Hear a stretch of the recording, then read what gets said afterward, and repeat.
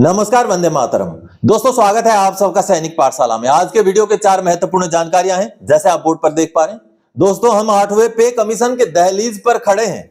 8वां पे कमीशन का नोटिफिकेशन भी निकल चुका है, लेकिन ऐसे में एक हैरत अंगेज करने वाला जवाब पेंशनर को हासिल हुआ है। जी हां दोस्तों, पेंशनर को कहा गया है कि आपको छठे पे कमीशन का एरियर हमने दिया या नहीं दिया, वो हमें भी पता नहीं है। ये पीएओआर का जवाब है और पीएओआर पेंशनर से उनका बैंक स्टेटमेंट मांग रहा है, ताकि अगर बैंक में वो एरियर क्रेडिट नहीं हुआ है तो उनको दोबारा से दिया जा सके। हैरत अंगेज वाला जवाब है। आगे दिखाऊंगा, लेटर भी आपको दिखाऊंगा। 57,693 रुपए का एरियर का यह मसला है, छठे पे कमीशन का एरियर का मसला है। इसके बारे में जानेंगे। इसके साथ ही साथ दोस्तों, बहुत सारे ऐसे पेंशनर्स आज भी हैं जो अपना हर महीने का 1,000 रुपए गुमा रहे हैं। कैसे हासिल करना है उसको, उसके बारे में जानकारी दूंगा। इसके साथ ही साथ दोस्तों, अब इस दिसंबर के महीने में स्पर्श द्वारा रिकॉर्ड तोड़ भुगतान चल रहा है, और वो भी खास करके एसीपी और एमएससीपी से जुड़े हुए भुगतान हो रहे हैं। इसके बारे में भी जानकारी हासिल करेंगे। और साथ ही साथ 8वां पे कमीशन अगर समय से लागू हो जाए तो 3,80,000 रुपए तक का भी पेंशनर्स या कर्मचारियों को फायदा हो सकता है। अगर देरी से हो जाए तो उतना ही नुकसान हो जाएगा। इसको लेकर के इकोनॉमिक टाइम्स का एक रिपोर्ट है, वो भी आगे जानेंगे आज के इस वीडियो में। तो चलिए आगे बढ़ेंगे, लेकिन आगे बढ़ने से पहले हमेशा की तरह मेरा आप सबसे आग्रह है दोस्तों, सामने के आंकड़े देखिए। अभी भी ऐसे बहुत सारे व्यूअर्स हैं जो सैनिक पाठशाला के वीडियोस तो देखते हैं, लेकिन वो चैनल के सब्सक्राइबर नहीं है। तो ऐसे में उन सभी व्यूअर्स से मेरा आग्रह है कि अगर आप भी अभी तक बगैर चैनल को सब्सक्राइब किए ही वीडियोस देख रहे हैं तो पहले फटाफट से चैनल सब्सक्राइब कर लीजिए, ताकि आने वाले समय में आपको सटीक जानकारियां मिल सके, तुरंत ही नोटिफिकेशन मिल सके। चलिए अब आगे बढ़ते हैं दोस्तों। सबसे पहली जानकारी, लो जी, गजब हो गया है। अब छठे पे कमीशन का एरियर 57,693 का भुगतान होने जा रहा है। जी हां, यह हैरत अंगेज करने वाली बात है दोस्तों। हम 8वें पे कमीशन की दहलीज पर हैं। ऐसे में अगर आपको पता चले कि आपको छठे पे कमीशन का भी एरियर नहीं मिला है तो कितनी बड़ी बात है। और इसको लेकर के जो जवाब पेंशनर को दिया गया है वो जवाब समझने लायक है। चलिए जवाब देखते हैं, लेटर जो आया है उसको देखते हैं। दोस्तों, बेशक आज हम 8वें पे कमीशन की दहलीज पर खड़े हैं, लेकिन जब पुरानी चीजों को खंगाला जाता है तो पुराने जो गड़े हुए मुर्दे भी जिंदा होकर निकल रहे हैं। जी हां दोस्तों, 8वां पे कमीशन सामने है, लेकिन ये एक बहुत बड़ा मसला सामने आया है छठे पे कमीशन का एरियर को लेकर के। जी हां, और पीएओआर ने ही एक पेंशनर को रिप्लाई दिया है, जवाब दिया है कि आपको किस तरीके से हो सकता है कि छठे पे कमीशन का एरियर का भुगतान ना किया गया हो। ये बहुत ही हैरत में डालने वाला जवाब है। देखिए यहां पर जो सब्जेक्ट है, post discharge claim in respect of फलाना फलाना सीपी ग्राम्स का ग्रीवेंस का रजिस्ट्रेशन नंबर दिया गया। अब यहां पर देखिए, उपरोक्त संदर्भित आपके सीपी ग्राम के संबंध में यह सूचित किया जाता है कि रिकॉर्ड कार्यालय जबलपुर ने पत्र संख्या इतना इतना 31 नवंबर 2025 के अनुसार यह पुष्टि की है कि 6 सीपीसी एरियर के संबंध में रुपीज 57,693 का डिमांड ड्राफ्ट दिनांक 23 अक्टूबर 2010 को आपको जारी किया गया था, लेकिन वह आपको वितरित नहीं हो पाया था। देखिए बहुत बड़ी बात है, पीएओआर खुद अपने लेटर में बोल रहा है कि आपको छठे पे कमीशन का जो एरियर था 57,693 रुपीज का, उसको 23 अक्टूबर 2010 को बना दिया गया था और डिमांड ड्राफ्ट बनाया गया था, डीडी बनाया गया था, लेकिन वो आपको नहीं वितरित हो पाया, नहीं भेजा गया। ये साफ साफ लिखा गया है। आगे लिखा गया है, आगे यह भी सूचित किया जाता है कि इस कार्यालय के पास इस बात का कोई रिकॉर्ड उपलब्ध नहीं है कि उक्त राशि का भुगतान बाद में दोबारा से हुआ था या नहीं हुआ था। देखिए कितनी बड़ी बात है कि साथ में यह भी कहा गया है कि आपको जो 57,000 रुपीज 57,693 रुपीज जो देना था, जो कि छठे पे कमीशन का एरियर था, 2010 में उसका डिमांड ड्राफ्ट भी बनाया था, जिसका भुगतान उस टाइम में आपको नहीं किया गया, आपको वो ड्राफ्ट नहीं भेजा गया। लेकिन हमारे पास ये रिकॉर्ड भी नहीं है कि आपको बाद में वो ड्राफ्ट या वो पैसा भेजा गया या नहीं भेजा गया। देखिए खुद एक्सेप्ट किया जा रहा है। और आगे ये लिखा गया है, अतः आपसे अनुरोध है कि वर्ष 2012 से 2020 तक के बैंक स्टेटमेंट उपलब्ध कराएं। अपेक्षित दस्तावेज के प्राप्त होते ही नियम अनुसार कार्रवाई की जाएगी। यानी कि अब पेंशनर से बैंक स्टेटमेंट मांगा गया है 2012 से 2020 तक का, ताकि उसमें चेक किया जा सके कि उनको वो पैसा दिया गया या नहीं दिया गया। और अगर वो पैसा उनके अकाउंट में क्रेडिट नहीं हुआ है, बैंक स्टेटमेंट से ये प्रूफ होता है, तो इन पेंशनर को दोस्तों अब ये जो उनका छठे पे कमीशन का एरियर है 57,693 रुपए, ये उनको मिलने जा रहा है। जी हाँ, क्योंकि ये उस समय में सर्विस में थे, इसीलिए उनका ये पैसा पोस्ट डिस्चार्ज क्लेम ही कहलाएगा। सर्विस के दौरान का पैसा है जो आज क्लेम कर रहे हैं, इसलिए इसको पीडीसी कहेंगे। लेकिन देखिए कितना हैरत अंगेज करने वाला ये वाकया है कि 57,693 का डिमांड ड्राफ्ट बना दिया गया, जो उनको भुगतान नहीं हुआ, और आज के डेट में भुगतान हुआ कि नहीं हुआ वो क्लैरिफिकेशन करने के लिए उनसे बैंक का स्टेटमेंट मांगा गया है। तो हो सकता है ऐसे बहुत सारे कर्मचारी या पेंशनर्स छठे पे कमीशन का, सातवें पे कमीशन का एरियर से वंचित हुए हों। चेक जरूर कीजिएगा अपना भी केस। अब पेंशनर से क्रॉस चेक करके अगर नहीं दिया गया है तो उसका भुगतान किया जाएगा। तो ऐसे न जाने और कितने सारे पेंशनर या कर्मचारी होंगे जिनके साथ ऐसा हुआ होगा। तो जागरूक रहना, सचेत रहना जरूरी है। चलिए अगली जानकारी दोस्तों, लाखों पेंशनर्स घुमा रहे हैं हर महीने का 1,000, आपका पैसा आपके हाथ में है, जागें। जी हाँ दोस्तों अगर आप भी पुराने पेंशनर, खास करके पुराने पेंशनर के साथ हो रहा है, अगर आप भी पुराने पेंशनर हैं और आप अगर ना तो ईसीएचएस लेते हैं ना तो एफएमए की सुविधा लेते हैं, देखिए ECHS ex serviceman contributory health scheme, जिसके तहत हमें मेडिकल चिकित्सा सुविधाएं हमें मिलती हैं, मेडिकल सुविधाएं मिलती हैं। अगर आपने वो सुविधा ले रखी है, आपने कार्ड बनवा रखा है, तब तो ठीक है। लेकिन आपने वो भी नहीं ले रखा है और उसके एवज में अगर वो नहीं लेते हैं तो 1,000 रुपए हर महीने का मिलता है, वो भी 1,000 रुपए भी नहीं लिया हुआ है, तो आप डबल नुकसान में हैं। जी हाँ, इसलिए अगर आप ईसीएचएस की सुविधा नहीं ले रहे हैं तो आपको एफएमए हर महीने का आज के डेट में 1,000 रुपए का रेट है, वो लागू है। ऐसे कई सारे पेंशनर्स मुझे मिले हैं, खास करके पुराने पेंशनर्स, जो ना तो एफएमए लेते हैं ना ही ईसीएचएस लेते हैं। दोस्तों एफएमए फैमिली पेंशनर्स को भी लागू है। अगर आप फैमिली पेंशनर भी हैं, उनके बच्चे भी ये वीडियो देख रहे हैं, तो उनका पीपीओ चेक कर लीजिए, उनका हर महीने का पेंशन स्लिप चेक कर लीजिए, क्या उनको एफएमए मिल रहा है। अगर ईसीएचएस के लाभार्थी हैं फिर तो कोई प्रॉब्लम नहीं है, एफएमए लागू नहीं है। लेकिन ईसीएचएस के भी लाभार्थी नहीं है, एफएमए भी नहीं ले रहे हैं, तो ये बहुत बड़ी नुकसान है। ऐसे ही कई सारे केसेस मेरे सामने आते हैं, तो जब मैं गाइड करता हूं तो उनका काम बन जाता है। अब ऐसे ही एक पेंशनर है, मैं आपको उनका वीडियो क्लिप दिखाता हूं। जब उन्होंने अप्लाई किया, अप्लाई करने के 2 दिन बाद ही उनका एफएमए शुरू कर दिया गया है। ये सामने आप उनका पीपीओ देखिए, ये पीपीओ देखिए, 15 दिसंबर 2025 से उनका एफएमए शुरू किया गया। देखिए बहुत पुराने पेंशनर है ये, लेकिन उनका एफएमए की शुरुआत अभी हुई क्योंकि जानकारी ही उनको अभी मिली।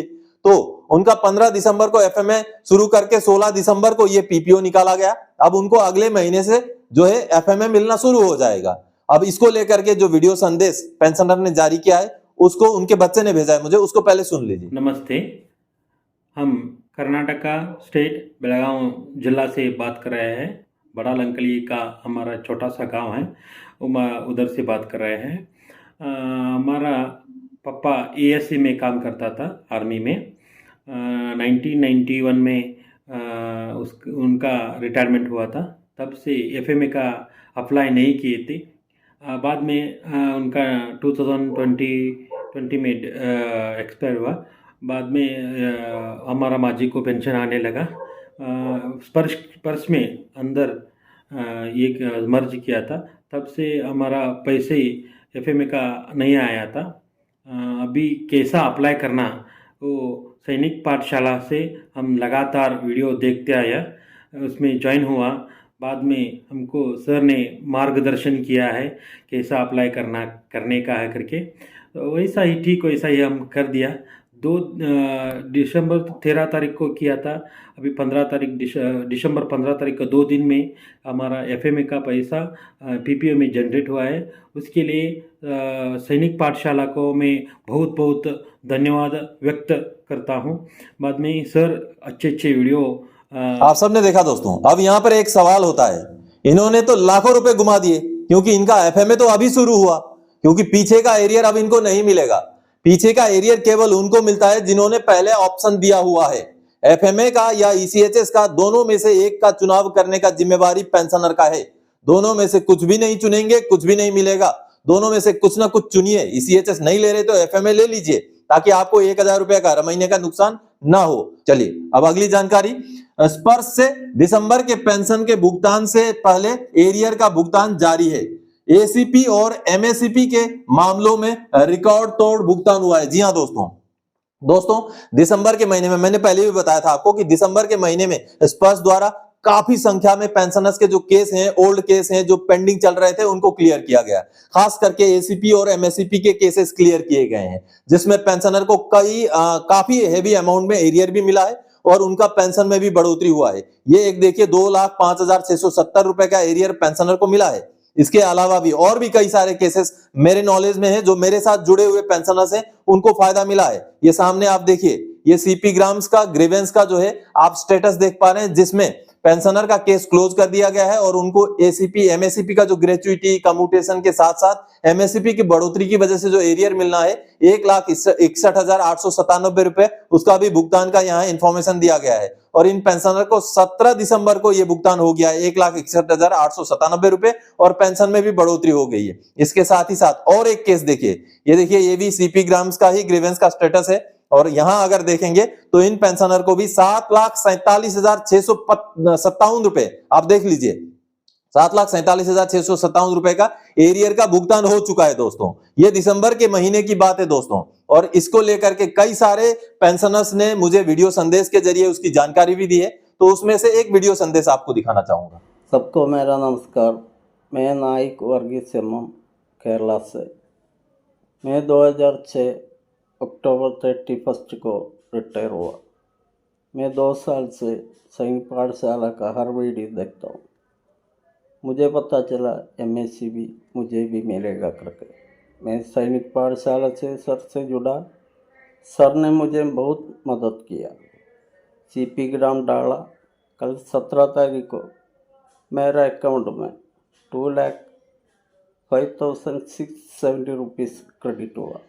सैनिक पाठशाला को बहुत बहुत धन्यवाद। अब दोस्तों ये तो वो पेंशनर हैं जो सैनिक पाठशाला के साथ जुड़ रहे हैं, जो जागरूक हो रहे हैं। ऐसे न जाने कितने हजारों की संख्या में पेंशनर्स होंगे जिनको लागू होते हुए भी नहीं मिला है, क्योंकि उनको जानकारी नहीं है। मैं पहले ही बता चुका हूं दोस्तों, सैनिक पाठशाला केवल एक यूट्यूब चैनल नहीं है, ये एक मुहिम है, ये एक आंदोलन है, ताकि आपको आपका सही हक, सही अधिकार मिल सके। इसलिए चैनल के साथ जुड़े रहिए, वीडियोस देखते रहिए, जानकारियों को शेयर करते रहिए, ताकि बाकी लोगों तक भी जानकारियां पहुंचे और जो भी लाभार्थी हैं जिनको लाभ मिलना चाहिए नहीं मिला हुआ है, उनका भी कल्याण हो सके, उनको भी उनका एंटाइटल पैसा, एंटाइटल हक जो है मिल सके दोस्तों।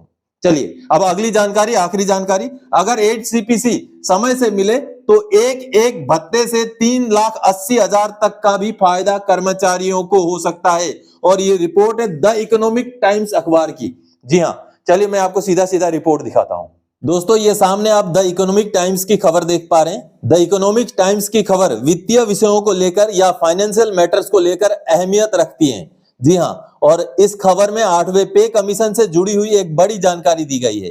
किस तरीके से एक कर्मचारी का अगर 8वां पे कमीशन देरी हो जाए तो एक अलाउंस की वजह से 3,80,000 रुपए तक का भी नुकसान हो सकता है, उसके बारे में यहां समझाया गया है दोस्तों।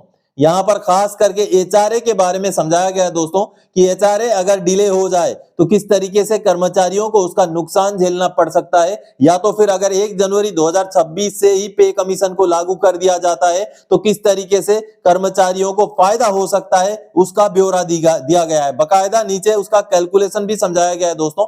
आपको मैं दिखाऊंगा कि ये देखिए कैलकुलेशन भी यहां पर समझाया गया है। यहां पर देखिए, यहां पर हालांकि जो बेसिक पे लिया गया है ये एक अधिकारी रैंक के कर्मचारी का लिया गया है, और इस हिसाब से अगर 8वां पे कमीशन में देरी होता है तो शुरू वाले पहले 2026 के 12 महीने में कितने का नुकसान हो सकता है, और आगे जाकर वही डिले और 1 साल हो जाए तो 2027 में और 3% का इंक्रीमेंट जोड़ करके बेसिक बढ़ोतरी के साथ एचआरए में कितने का जो है नुकसान हो सकता है, ये पूरा कैलकुलेशन इसमें किया गया है। और कुल मिलाकर के 3,80,162 रुपए तक का जो है नुकसान हो सकता है अगर 24 महीने पे कमीशन को देरी कर दिया जाता है और एचआरए जैसे अलाउंसेस अगर समय से लागू नहीं किए जाते हैं तो। क्योंकि 7वें पे कमीशन में भी हमने देखा दोस्तों कि पे कमीशन का जो बेसिक का या जो भी बेसिक पे या जो ग्रेड पे या मिलिट्री सर्विस पे का फायदा तो जनवरी 2016 से ही दे दिया गया, लेकिन जो अलाउंसेस में बढ़ोतरी की गई थी उसको जाकर के देरी से शुरू किया गया था। तो ऐसा ही कहीं हो ना जाए, इसको लेकर के अभी माहौल गर्म है। पिछले दिनों आपने देखा था शिव गोपाल मिश्रा जी ने भी इस पॉइंट को उठाया था कि पे कमीशन का हर फायदे को 1 जनवरी 2026 से ही लागू करे सरकार। ये तो एक अलाउंसेस की बात है, एक ही अलाउंस की बात है, एचआरए की बात है। इस तरीके से और बहुत सारे अलाउंसेस हैं, फील्ड अलाउंस हो गए, और भी जो एसआरए वगैरह होता है, राशन मनी होता है, कई सारे अलाउंसेस हैं। अगर इस 8वें पे कमीशन को सही समय से 1 जनवरी 2026 से ही उसका हर अलाउंसेस का फायदा दिया जाए तो अच्छा खासा फायदा कर्मचारियों को मिल सकता है। लेकिन अगर इसको लागू कर दिया जाए 2028 में जाकर के, और पेमेंट तो बढ़ जाएगा जनवरी 2026 से, लेकिन जो अलाउंसेस हैं उनको अगर 2028 से लागू किया जाता है तो कहीं ना कहीं पेंशनर्स का या जो कर्मचारी हैं, कर्मचारियों का नुकसान हो जाएगा। इस तरीके से अलाउंसेस की वजह से जो एक अलाउंस में अधिकारियों के हिसाब से 3,80,000, जवानों का भी अगर हिसाब करें तो 50-60 हजार 1 लाख रुपए तक का नुकसान हो जाएगा अगर समय से बढ़ोतरी नहीं दी जाती है तो इसलिए ये मांग बेहद अहम है, बेहद महत्वपूर्ण है कि हर अलाउंसेस को, हर बढ़ोतरी को 1 जनवरी 2026 से ही लागू किया जाए, दिया जाए। तो दोस्तों, आज के इस वीडियो में इन्हीं जानकारियों के साथ आया था। आगे और कोई जानकारी आपसे सरोकार रखने वाला विषय लेके मैं फिर से हाजिर हो जाऊंगा। तब तक के लिए जय हिंद दोस्तों।